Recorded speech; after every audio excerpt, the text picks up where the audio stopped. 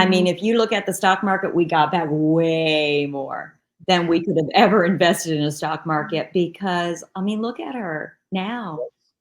And it's not just, the confidence, the self-confidence that she has.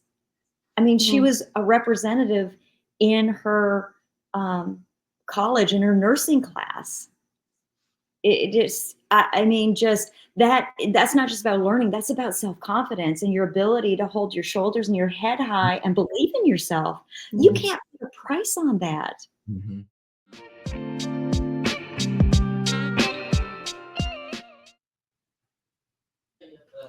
All right, guys, we're on live with June and Kaylee Sontag, and we're just talking about learning difficulties and things that happened years ago.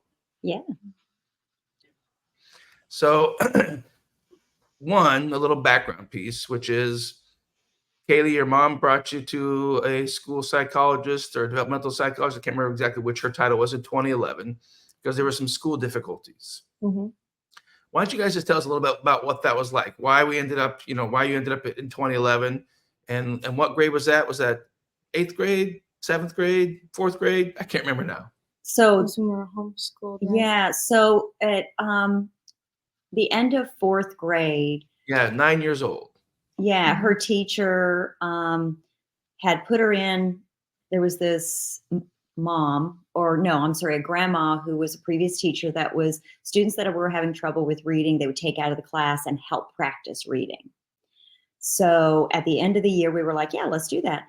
At the end of the year, the teacher said, I am not diagnosing, but is there any chance that Kaylee has dyslexia, or have you ever tested for it? And I went, no, I don't know. And so she suggested having Kaylee evaluated. And so that's what we did. We had Kaylee evaluated and went through that, had a tutor that would come to the house and help her with reading again, some things there. At the end of that, the comprehension was still not improving. Our pediatrician, we were sharing it with her. Pediatrician said, have you ever heard of Dr. Tim Conway and the Now Institute? I'm like, So that's when we reached out to you, Dr. Conway, and said, hey, tell us about your program. And I think what we do then is we look at, from a discussion standpoint, what are the records you have? What's the history? And at that time, Now Programs was run out of the Moore Center there in Gainesville, Florida. Yeah, so we came into the medical clinic called the Moore Center, which is really a healthcare clinic. It's speech pathology, occupational therapy, started by a developmental behavioral pediatrician, who at that time, she was already retired, and then occupational therapy and neuropsychology, all working together to figure out where the strengths, where the weaknesses. And what we always present is we can do a big, super comprehensive eval if it seemed necessary, or we can just do a smaller eval if that might just answer the question. And there's always 3 things that families have to work around to navigate, which is budget, logistics of how to get there, get it done, and timing, like when.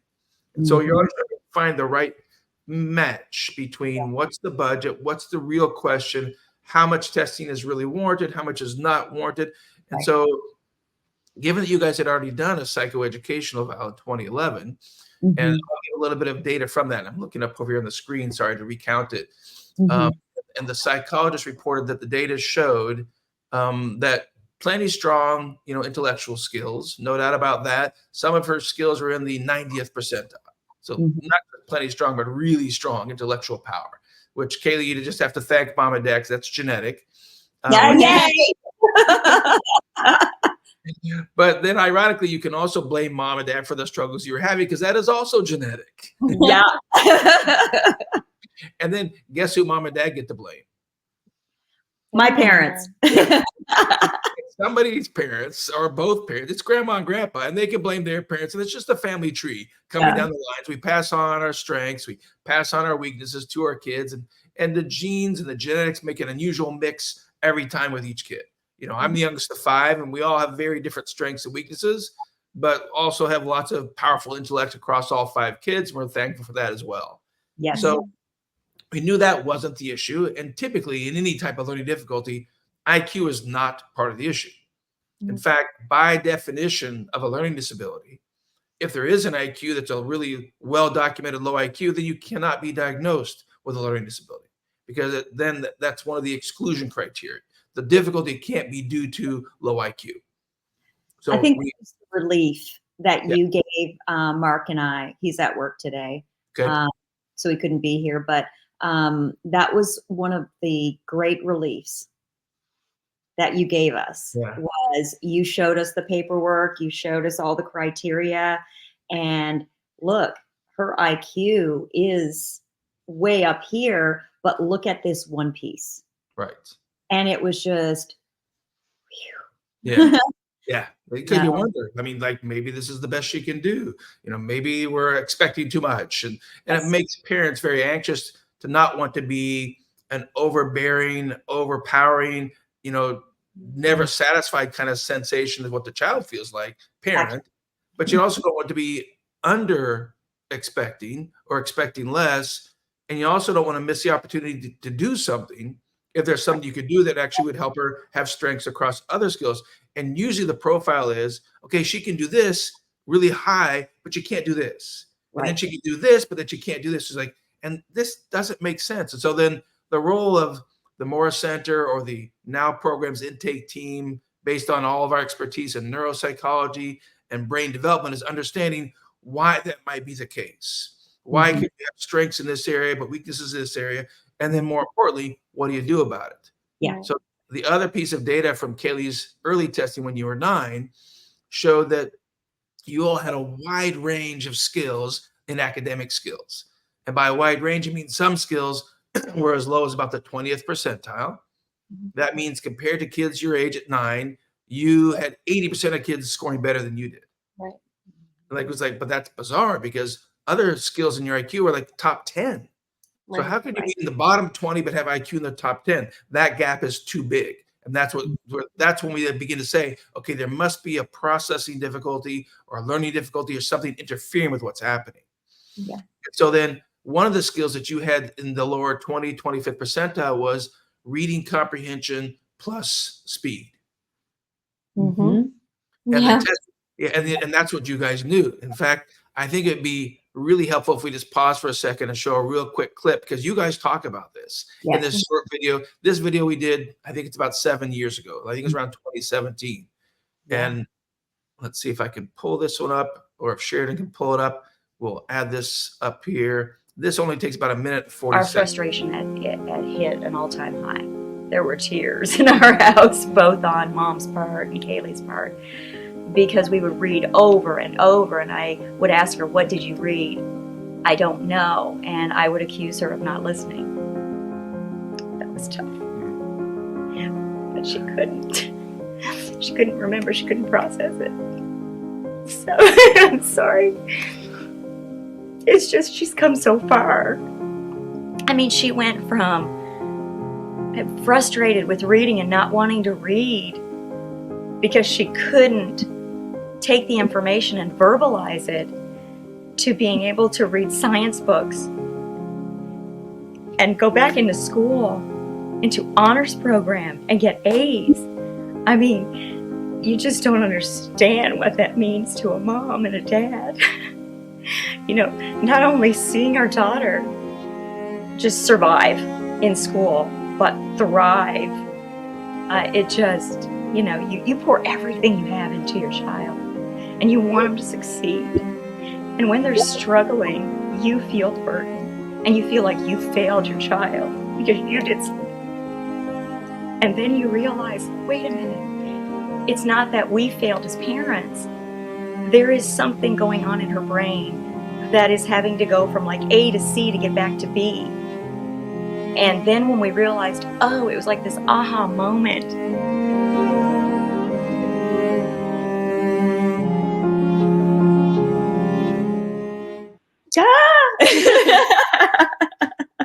Powerful memories. Whoa! But also powerful feelings of sadness that you guys didn't know. I mean, how would you know that there really was a processing issue going on, because that's the expertise of the brain scientists, the healthcare professionals. That's not what most parents know. And the most common thought is, okay, you're just not trying. Kaylee, like you said, you're not listening. I mean, I just read it to you. How can you not know what I just read to you? And Kaylee, what do you remember about that? Do you remember those experiences, or has it been too long? Oh, yeah. I guess whenever, my classmates would read in class, I'll talk about in class and then I'll talk about in home. In class, I was always afraid to read because of the speed and skipping over words or assuming words that were there that weren't. So it was a big insecurity to read publicly. And then in the home setting, when we were studying and doing homework, etc., she would read sometimes and then she would have me read sometimes. And the frustration was I had no clue what was going on. I was just a kid. I didn't know that there were all these neurological deficits that could be possibilities. Like I was just trying my best and I had no clue what was going on. Yeah. So, and usually it means you're putting in all your effort. And sometimes your performance comes out top level, and sometimes the same effort comes out bottom level. And usually the child's like, I don't know what else I can do. I'm trying. Right. I mean, like, and all the feedback you're getting is, but try harder. Like, yeah, but how? I mean, like, how do I try harder? It's not sticking.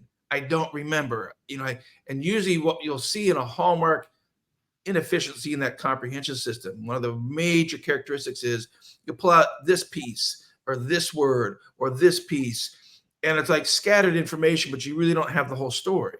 Right. And what we know is happening and how the brain is working is you're literally trying to remember all the words you're hearing someone say to you. You're literally trying to remember all the words you see on the page, and the brain just can't do that. It's not possible. It'd be like saying, okay, Kaylee, you love the TV show Friends. You just saw Friends. Could you tell me every word everybody said in the first 5 minutes? Right. And anybody would say, no, of course not. I can't remember that. It says, well, but could you tell me what happened in the first 5 minutes of that episode you just watched last night? And the most common response is, yeah, I can tell you. I'm like, well, but how? Because you forgot all the words. So what? I can remember what I saw. I could think of the movie. I could see what I saw. Ross came in and Rachel did this, and Joey said this, and you kind of talk through the whole movie. And that movie gives you the information to explain it back to somebody. That's one of the major comprehension systems of the human brain is imagery skills. But it's not something that you're innately born with. And we don't know why, but some people do more automatically pick it up and get it from the home environment because, let's be clear, developmentally, language comprehension, spoken language comprehension, starts way before reading comprehension does.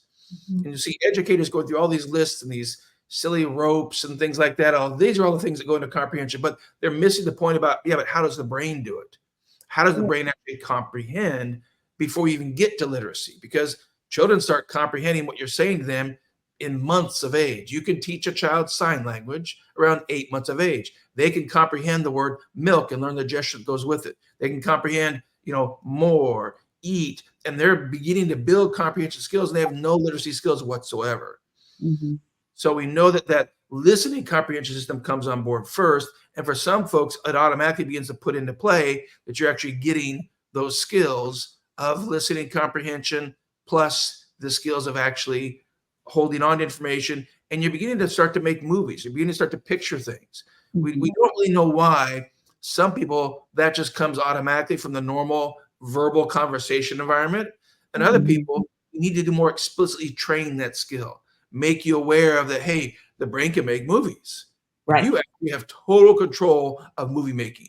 Oh, and by the way, some groups like the Now Programs Company has a tremendous expertise in helping you build that skill from a single word to a couple of words to a sentence to 2 sentences to 3 sentences to a whole paragraph to 3 paragraphs. I mean, we sit and we go from a grade level to a higher grade level to a higher grade level. And I'm sure early on, Kaylee, you probably thought it's never going to end. I mean, we're going to keep making movies and making movies and making movies. But It's a training process by which the brain begins to build that imagery skill. Right. It's interesting. We were talking about this morning when she first started. And was it Stephen? Yeah, Zedler. Yeah. I'm telling you, I was watching some of your podcasts and some of the things you said about, I'm losing them. Let me throw a little humor in here and get them back. How many times was I sitting in the room and he did that to pull her attention back because he could see her. She's gone. She's done. He's over. But one of the things that Kaylee was sharing this morning was she said, can I say that what was it you said about we had to start with sounds? I was like very embarrassed.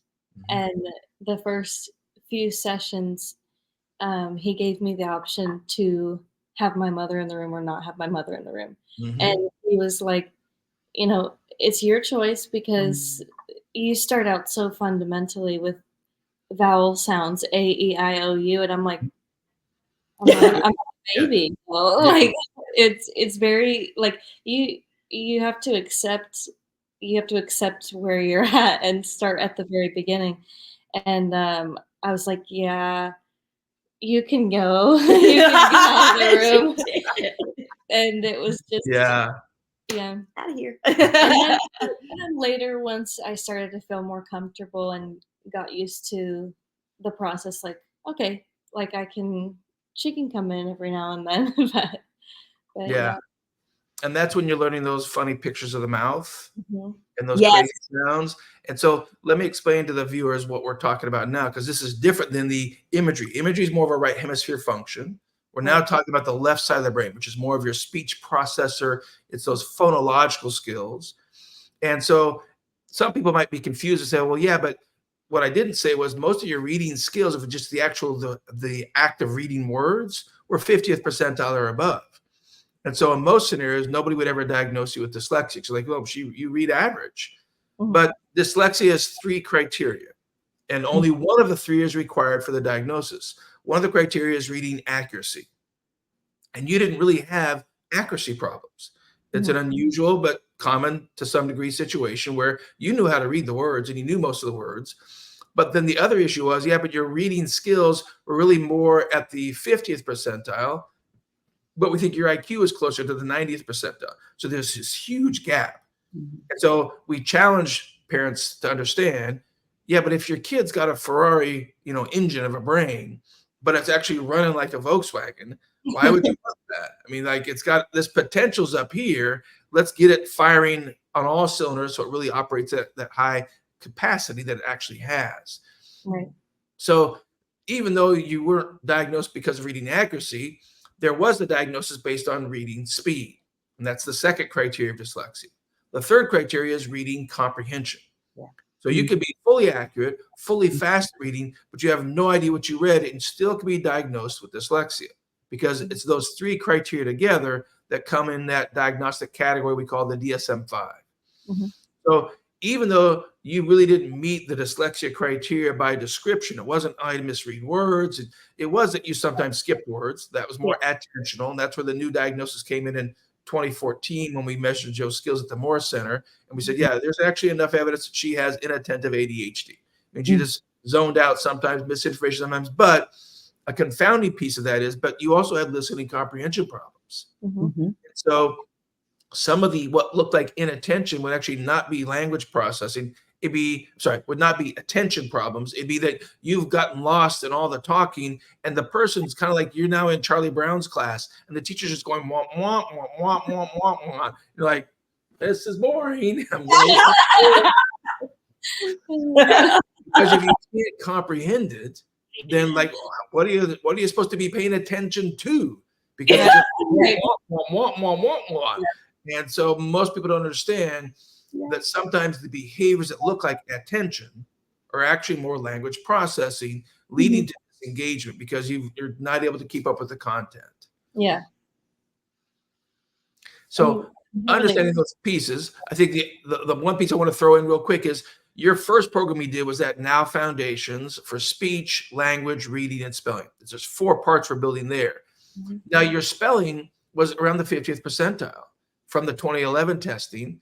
And then let me pull this slide over here. Your spelling on the updated testing in 2014, and pardon my gaze, I'm looking up at these other screens. It was at the 58th percentile for real words. It was at the 91st percentile for nonsense words. And so you're like, what? I mean, so if I ask you to spell spligrity, you're more likely to be able to spell spligrity than I've asked you to spell, the real word pusillanimous, or the real word yacht or the real word courteous. You could really sound out spellings well, which is atypical of someone with a dyslexia diagnosis, because dyslexia can also include spelling. But that gap where there's just like this, 30 or so point gap, or actually it's about 33 point gap from 58th percentile to 91st percentile, shows that something's not working properly, because you shouldn't have a gap in both those spelling skills. So the first program we worked on was that Now Foundations program to strengthen that left hemisphere language processing. It strengthens your listening comprehension from the context of it improves your auditory memory, because we could have gone straight to imagery, started training imagery. But if you can't remember the words that you heard someone say, or you forget the words that you actually saw on the page, there's nothing to make a movie of. So what we typically have to do is strengthen that auditory memory system first. And then second was, now, okay, after you finish that NF program, they call it, that Now Foundations program, and we got a stronger phonological processor and stronger decoding skills and stronger spelling for real or nonsense words that are much more equal. Then we then started that next program of Now Mental Imagery for language, comprehension, memory, and reasoning. We're now building these 4 systems that's more of a right hemisphere part of the brain that deals with semantics and reasoning, and it's the precursor to executive function, and it's the precursor to the higher level problem solving of infer, predict, conclude. And that was something you guys came in 2011 and 2014 saying she really misses inferences. Sometimes she misses basic factual information. And then we understand, okay, then how much of it is attention? How much of it is that left hemisphere phonological auditory memory system? And how much of it is that right hemisphere semantic system? Right. It was amazing to us because we could go to a destination once and then go back, and I would get lost, and she's in the back seat saying, no, turn over here, Mom, turn here. And I'm like, once. And same thing with dance. She was at the studio watching all of the dances to prepare for performances, and her teachers would say, she stands in the wing.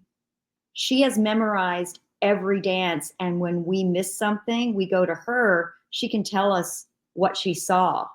And we're like, how is this possible? But she doesn't know what she read. Yeah. Yep. Exactly. And there was like this disconnect. And it was like, we wanted more than just to get by. Right. We knew her potential, and we knew there was a disconnect. And there had to be more. There just had to be more. And what do you remember about those times, Kaylee? I mean, I definitely was an auditory visual learner. I think dance was my outlet in the sense that I was good at that. And I hated school. So let me dance, let me draw. Right. Let me draw, give me all the paint. And I think those were what I considered to be my strengths. So I neglected putting time and effort into the reading and the math and the writing, because who wants to do hard things? And let me quantify what it means by hard things. So on that testing from 2014, your reading comprehension, if you're given lots of time and you can look back at the page, was like at the 73rd percentile. So you actually could take tests if they left the book out and you could look back for it. Right. Because that's your smarts. That's your IQ saying, okay, it's got to be here somewhere. Where is it? Here's a question. And you're jumping back and forth. That's not the same as comprehension where they actually take the book away and they actually ask you the questions verbally. Unfortunately, we don't have that comparison for you, but today we have a different test that measures reading comprehension when we leave the book out and the questions out. And we have reading comprehension when we actually take the book away. And they should be the same if your comprehension system is working really well. Right. When we look at your reading accuracy, how well did you actually read the words? You were 70th percentile. Mm-hmm. But when we look at your reading rate, you were 13th percentile. So that means 87% of kids read fastly, which means you're doing like 20 steps as you're reading and looking back and looking back. I mean, like 10 times the effort of somebody else to try to get answers to the questions. It's exhausting. Yeah. Yeah. I mean, I even had difficulties with that on the SAT after high school. That Right. like practicing for it, Yeah. it was difficult. And But- sorry, go ahead. So that's the amazing thing, right? So you sit for an SAT, you get honors in high school, you graduate salutatorian of your Mhm. class, Congratulations, Kaylee. you go to college, and you are in your Bachelor of Nursing program, and your grades qualify you for the honors of nursing program, which is no easy task. Yeah. But you sit for an SAT, Like a and standardized test. Mm-hmm. and it's and I get it. It's testing a person that doesn't have dyslexia. Right. And the wording of the questions and stuff, which is really it's frustrating. It's really difficult because entering college, they look at that, right? Mm-hmm. They look at that one thing, Right. and that does not quantify the intellect of the student. Right. Exactly. But you see the success, and you go, don't let that one test dictate your future. Right. Because we knew how intelligent she was. We knew how not only strong-willed she was, but how strong she was. Yeah. Because you've got to be a strong individual to tackle those hurdles. And that's one of the things that I will be forever thankful for. With the Now program, they gave her the tools that she needed to learn and to believe in herself. The things that we believed in, we knew were there, but we didn't know how to give this to our child, which is you feel shackled because you're like, I know you have this ability, but I don't know how to help you. And so, it was a lot. You were talking about cost earlier. We're looking at the cost of this, and we're looking at, okay, but this is her future. And it really comes down to, where are we going to invest this? Are we going to invest in our child, or are we going to just kind of, struggle and kind of try to work Above the water? Yeah, just keep our heads above the water. And it came down to us going, you know what? We will work extra. We will not take vacations. We will do what we need to do because this is the temporary, and this is about her future. And, I've had people ask me, was it worth the money? I said, I'm going to rephrase that and go, was it worth the investment? Yeah. Because we got back. I mean, if you look at the stock market, we got back way more than we could have ever invested in a stock market because, look at her now. And it's not just, the great, the confidence, the self-confidence that she has. She was a representative in her college, in her nursing class. Just that's not just about learning. That's about self-confidence and your ability to hold your shoulders and your head high and believe in yourself. You can't put a price on that. Mm-hmm. So anyway, that's my soapbox. I went from like struggling to read and write papers to helping my classmates edit their papers and walk through, okay, let's figure out like where it is in the book or just homework and stuff like that. And feeling like I was the one needing help to being able to help other people. Yeah, exactly. I think this is a great time to pause for a second. Let's watch that other video clip because you talk about that. You Mhm. talk about in this other video clip that all your friends were finishing faster than you were. Mhm. You were always the last one getting done. So let's watch that real quick and we'll come back and talk about that some more.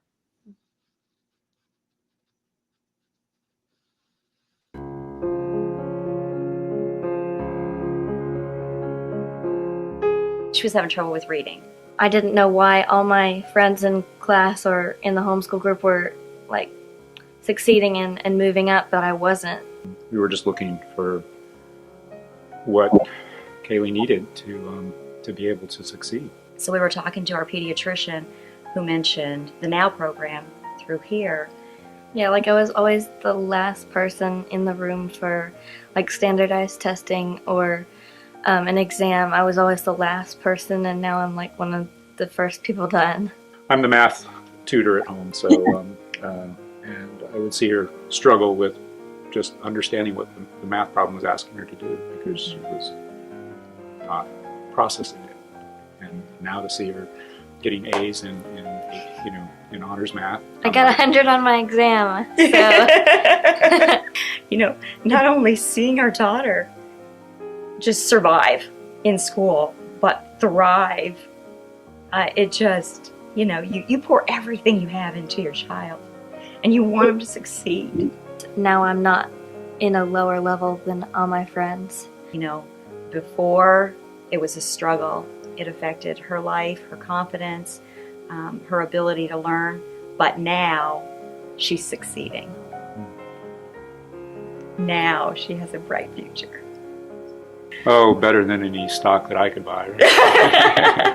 And he's the money man, so Yeah. he would know. Oh, it's huge. It's huge. Money absolutely Yeah. well spent, and I have no qualms about No regrets. none. I was really impressed with the outcomes. Yeah, it's an investment for the rest of her life. Yeah. For the rest of our lives.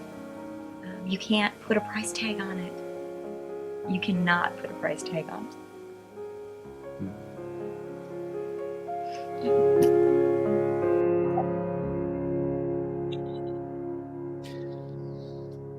So that's Such a for proud the viewers. Yeah.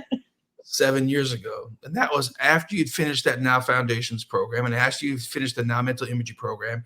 And now your auditory memory is stronger, your imagery skills are stronger, you're using the skills for comprehension, for memory, and now you're firing brain-wise much closer to your IQ level. Right. And like you just said, got an A on the math test. I'm now not the last person done in the class. Yeah. It's hard to describe, and typically, Kaylee, individuals who did this around your age have really forgotten almost what it was really like before we did the instruction. But Right. do you remember why you struggled so much? Why and how it is different now in terms of what your brain's actually doing, and why is it so much easier to comprehend now? So I remember quite well. I was reading a sentence, but I almost wasn't focusing on what I was reading. So, like, the dog went to the store. I was just reading the dog went to the store. I wasn't reading like, oh, the dog went to the store with its owner. And I wasn't imaging, like, there was no image in my head of someone walking their dog with a leash and a collar. And what color was the dog? And what color was the leash? And what store was it? Were there cars involved? Did they walk on a crosswalk or did they jaywalk? Like, after the program, I think imaging the details was what helped the information stick. Like, it was very hard to understand what I was reading before all of that tutoring, and then after, my mom would ask me to read something, and I would explain it to her without her even asking. Like, oh yeah, I know what's going on. Like, I can actually tell you this time. But yeah. Well, it helped me also, the times that I did sit in on the tutoring, which was really convenient, being able to do it kind of distance. Mhm. The times that I did sit in, what I was doing was taking notes so that when we finished the session and we did homework, I could say, remember what you learned. Remember what Mr. Stevens said about this. And that helped take me out of the equation too, because now it's not mom who was always, come on, why aren't you getting this? You're not paying attention. And the frustration and her frustration with me. Now I can say, remember what Mr. Stevens said, because he was a neutral body. Right. And I could say, remember what? And so it took the tension out of it for us, because it was a lot of tension. Yeah. And we're so similar. So we are. It's easy to butt heads. So I could kind of step back and go, remember this. And there were times that it was like, oh my gosh, because it's hard work, right? And that's the thing. If you're going to put the time in and you're going to put the work in, you're going to get the results. Right. If you're not going to put the time in and practice what's taught in the sessions, it's just not going to work. It does take hard work, but you got to, if you're dedicated to it, it works. I mean, it really does, but it really does take a lot of encouragement. I don't know about other kids, but for Kaylee, it took a lot of encouragement. I had to change the way I approached it, instead of you're not, to, wow, that's great. You see what you did there? It worked. I had to change too. Right. Which is why that parent education piece is so important, because the more you understand what the now programs are doing and why, then the parent has a better idea of how to support, how to be reinforcing. And it's not that we're going to teach you how to do the instructional piece, because it actually takes me about 100 hours to train an instructor in just a basic level of skills for any of the 4 now programs. So you've got, now foundations, you've got now mental imagery, you've got now grammar and writing, you've got now mathematics. All of those programs came out of the Morris Center's expertise with this transdisciplinary team of healthcare professionals, experts in language, experts in sensory motor, experts in developmental behavioral pediatrics, neuropsychology, understanding that, hey, if we build this skill, is everything okay? Or is it something else we actually need to build? We had realized, okay, we got to change phonological processing and decoding and spelling skills and auditory memory.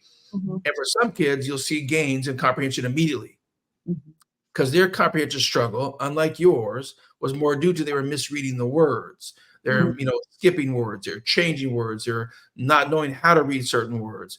And so if you change their reading accuracy, the comprehension system, which is further back here, it worked out and just got better just because now they had more accurate reading. Right.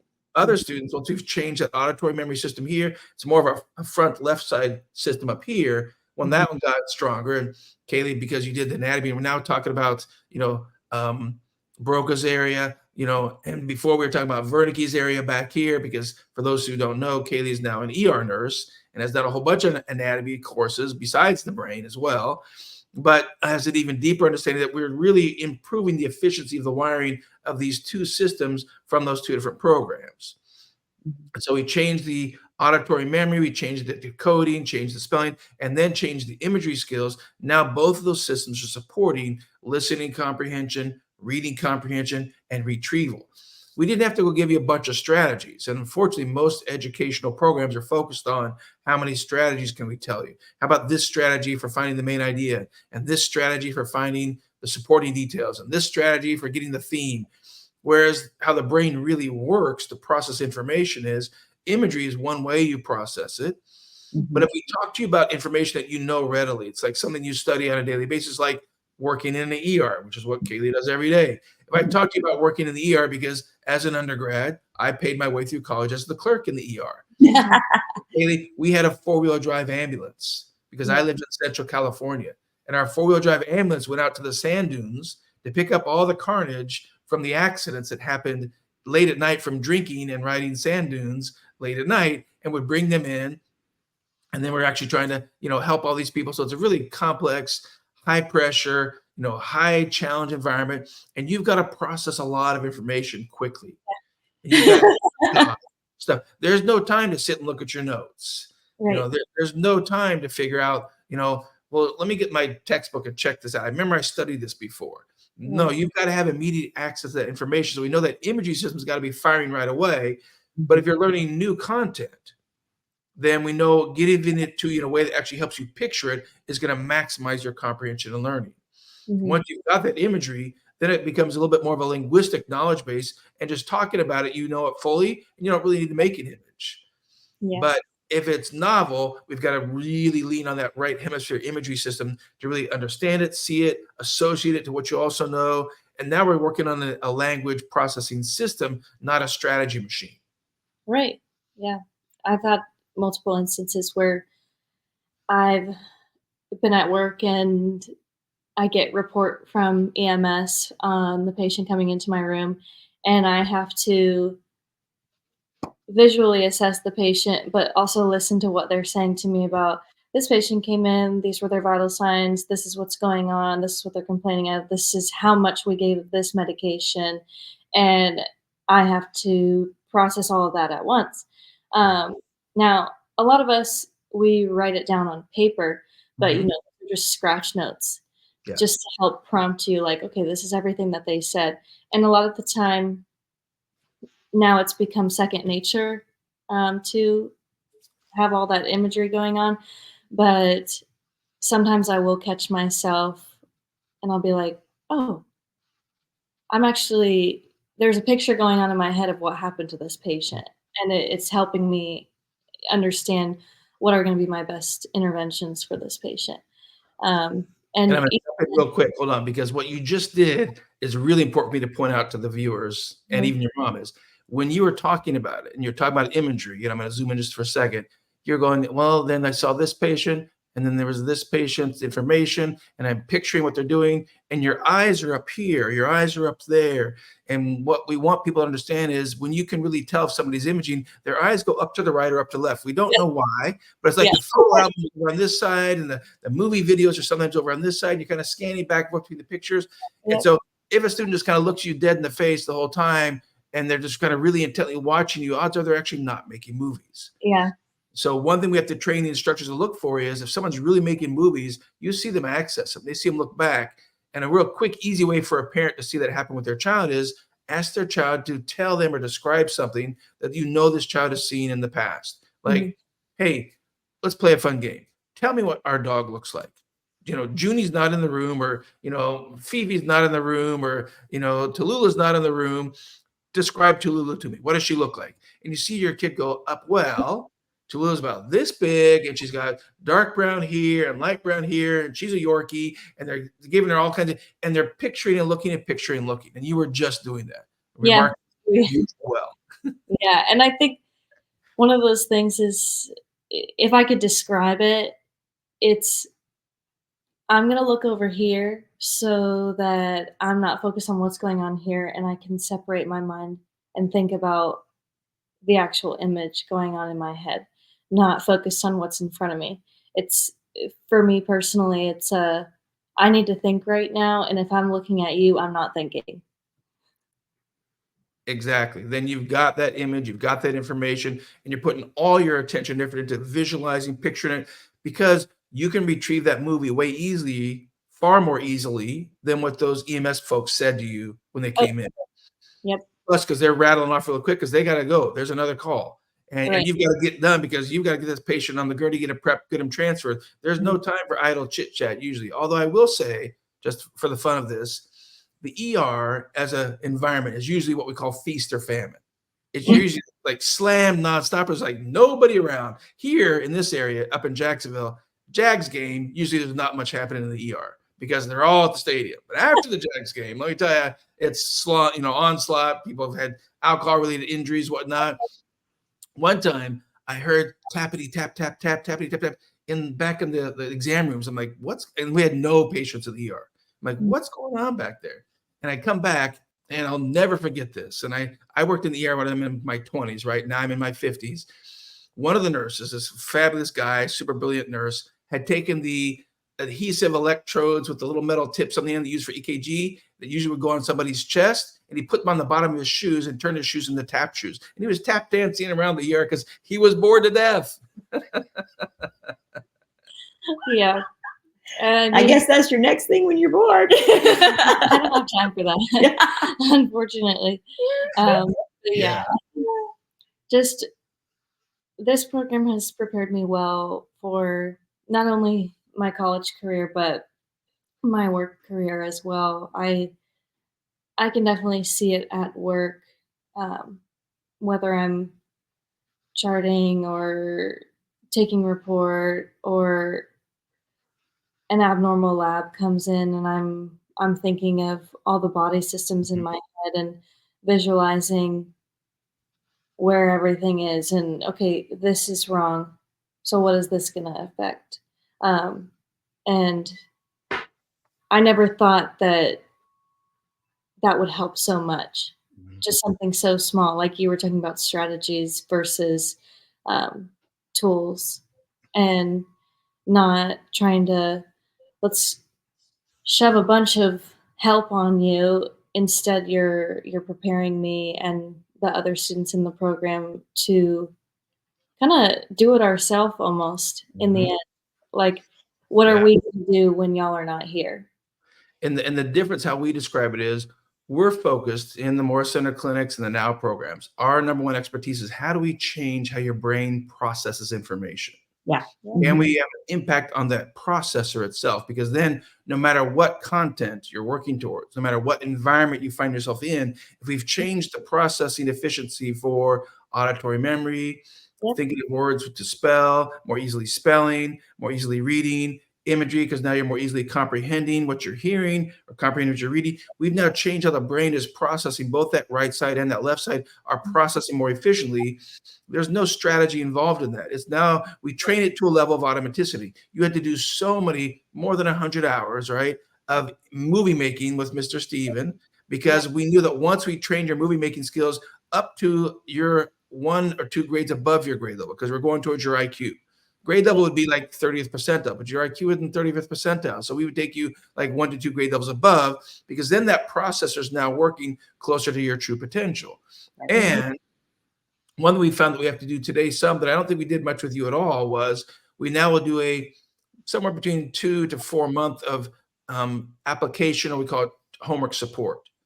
You're working on your homework, and the instructor's there with you, helping you use imagery for your science class, helping you use your imagery for your social studies, helping you know how to use imagery for your English class. And we do a little bit more explicit direct practice with the course that you're trying to accomplish. So, you know, well, the imagery I do for science is a little bit different than the imagery I do for calculus. They're similar but different. And so then we can give some guided practice, and we'll start off with 4 days a week of homework support. And as you show more efficiency and proficiency in using it, we'll also work on time management, test taking, and organization skills, because that's another set of life success skills. We'll cut that 4 days a week of homework support down to 3, and then down to 2. And then the parents have the choice of drop it completely, or some parents are like, look, it's not broken. We're not fixing it. Leave it alone. Just keep it at 2 days a week. Let's get through the rest of the school year. But ultimately, and I think, June, you mentioned this as well, is ultimately the goal is you no longer need accommodations. You no longer need, you know, extra time. Now, for the attention piece, you may still need a more quiet environment, because we're not really changing all of those systems as well.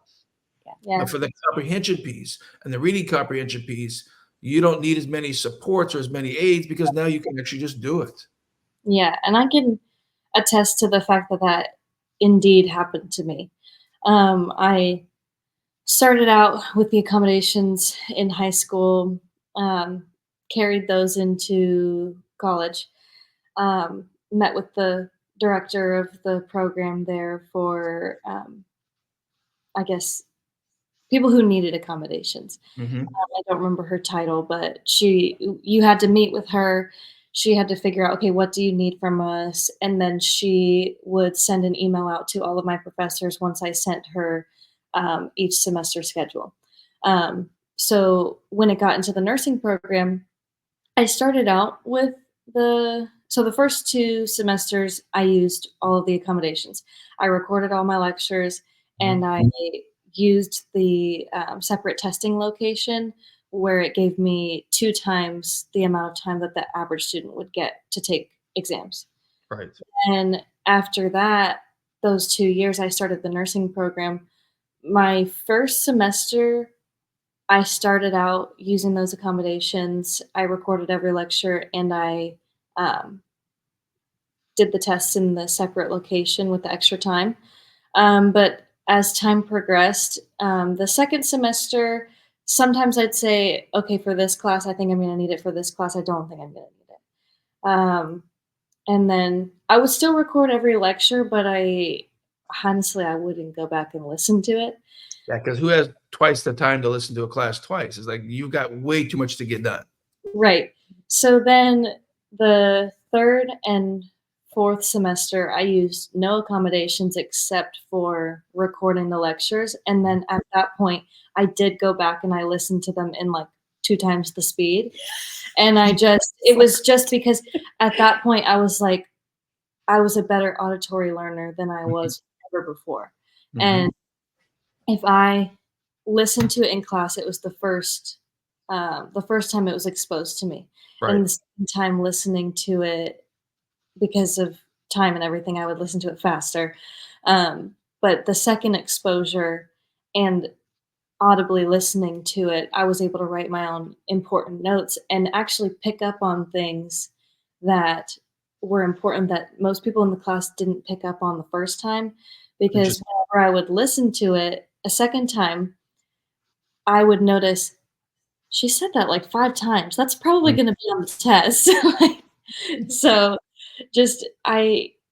and beforehand, before the programs, I think Mom even could attest to the fact that I was a tactile learner. I needed to do things with my hands, Mhm. reading. Mhm. Yeah. And then after, I think I took like one of those random online tests about which of the 5 styles is your best source of learning. Mhm. Mine's audible learning. Right. So, Whereas before it wasn't. Before, and that's what we're trying to help parents understand too, is these weaker skills can be strengthened. yep. Yes. When you take weaker skills and make them stronger and you have more strengths, you then have more control of what you do, in what environment, with what goals you set, and you have more ability to achieve them. Mhm. And as we get close to the end today, I just want to recap with you, Kaylee. Tell us all the achievements you've done since you finished those 2 courses, the Now programs. How did high school go and where did you finish? Okay. So high school, that was, I think, the end of the Now program. I was finishing homeschool and kind of getting less motivated to not have the camaraderie of classmates around me. So I started in a private Christian school. I went through 9th grade to senior year with honors, and then I graduated salutatorian of my class. So that was second in my class. I was actually co-salutatorian, so there was someone who had the exact same GPA as me. And so Let me interrupt for a minute. Her speech, I did not help her with it. Her speech, the headmaster of the school said it was one of the best speeches he'd ever heard. Nice. So each of us got to speak, and so there were 3 of us, the valedictorian and the co-salutatorian. So all of us spoke at our graduation. And then I went to Southeastern University in Lakeland, Florida. Kind of fumbled around what major I wanted to do. I know that I had the idea of doing kinesiology, physical therapy. I know I wanted to do something in healthcare. I didn't know that I would be an adrenaline junkie later. And I thought that physical therapy was too slow for me, even though I appreciate the doctors who do it. Yes. And all the nurses in rehab, they are wonderful, and they have the patience that I do not. So I then figured out that nursing was what I wanted to do. Started the nursing program after my first 2 years of prereqs. Then the last 2, I graduated with honors, nursing honors. I did student leadership. I was like an RA. Sometimes I yes, that's right. would help with like performances on campus and stuff like that. And now I work at Shands in Gainesville in the ER, and it's a lot of work. But I definitely think that I could not have gotten to where I am today without this program. I think educationally, it would have been a lot more difficult, and I probably would have been on a very different path. Yeah. A lot of probably, what's the word I'm looking for? A lot more, I guess, just difficulties with completing assignments, doing papers. I used the resources there with the tutors, but I think it would have taken a lot more out of me if I had not have prepared myself by doing this program. Well, and there are times I wonder if she would have had the confidence in her learning abilities to go down the path of a bachelor's degree. Right. I don't think she would have had the confidence in her ability to learn and retain information and be able to accomplish what she's accomplished. I really don't. I think it would have been like, this is way too hard. I need to do something different. Right. Right. It just, that's kind of sums it up. It's not just about, okay, yes, now you have the ability to learn. Now you have the ability to do what your heart wants to do. It's about the confidence in yourself to be able to do it. Yeah. And part of that confidence is what we say is confidence comes from competence. Yes. And so because you changed your competence in reading fluency plus comprehension, and just to recount for the viewers, your reading speed was at the 13th percentile before that. And that meant you would take inordinately longer than somebody else just to read the material. And there's volumes of textbooks you had to read to get through nursing school. That would make that just seem like an insurmountable amount of reading. Yeah. But now you know how to do it. And it's not that we had to make the environment fit you. It's that we took your weaker skills and made them stronger. And now you can choose the environment that you feel is the best fit that you want to succeed in. So you tried kinesiology. Not for me. Headed to nursing, that's a big field, and then specialized into emergency medicine, and a subspecialty, which is, like you said, high, adrenaline, high excitement, fast thinking, novel environments, never the same, and that allows you now to succeed where you want to succeed. And I think I just love sharing that with the viewers to say, look, there's a huge difference in dealing with a brain science-based company like the Now programs and the Moore Center clinics, where our goal is change your processing abilities and give you more strengths across more skill sets. And then what you exemplify, Kaylee, what we just say is dyslexia success. You've got the skills to achieve what you want to succeed in. And kudos to you, because you've done it. You chose your career, you're mastering your career, you passed your boards the first time. And I can't thank you guys enough for just taking the time to share with us today, so we can help other families know that changing weaker skills into strengths is the most empowering thing that the brain science fields, the programs at the Now programs, from nowprograms.com and from the moorcenter.com, those medical clinics, that's what we do to give the opportunity for more folks to succeed like Kaylee has done with her life. Any last parting comments for either of you? I just say that it's worth it. That's all I got to say about it. It's something that I'll forever be grateful for. Ditto.